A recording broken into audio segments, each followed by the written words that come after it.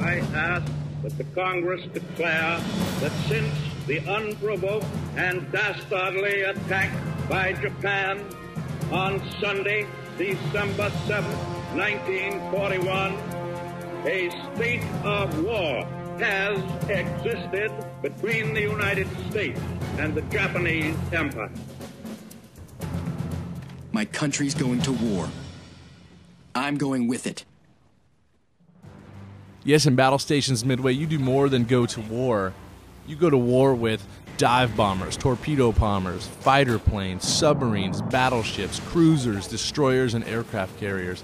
You can fly everything but the kitchen sink in this game, and it makes for a great blend of action and strategy, thanks to a nice effort on the part of IDOS Hungary.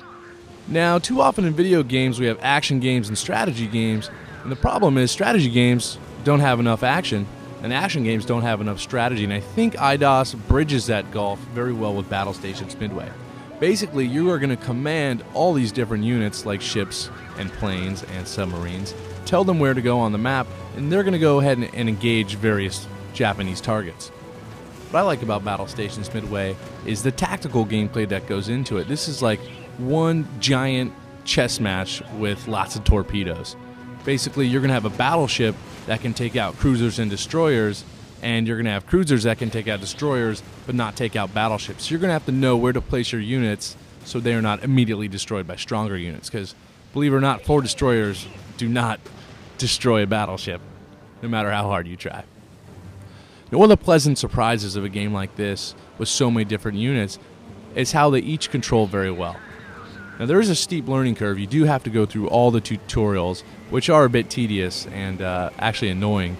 But once you do learn the controls of this game, you're going to really find it enjoyable and unlock all the secrets it has to offer.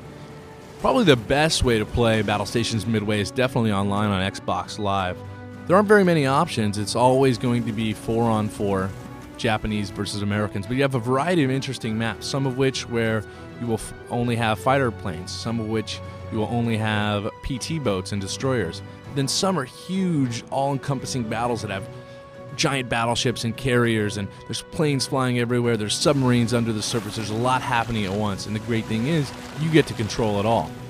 At times the game is beautiful when you look up the sky, see these gray clouds, probably some of the best clouds I've ever seen, I'll say it right now. But other times the textures look pretty weak and a little bit bland, and I think if IDOS would have somehow used the Far Cry engine or something to have that lush green and blue of that game, you would have saw something really beautiful and special. But as it stands, Battlestations Midway is a very fun multiplayer game. It's a great single-player game, very challenging, and for action fans and strategy fans, I don't think you're going to find anything better on the Xbox 360.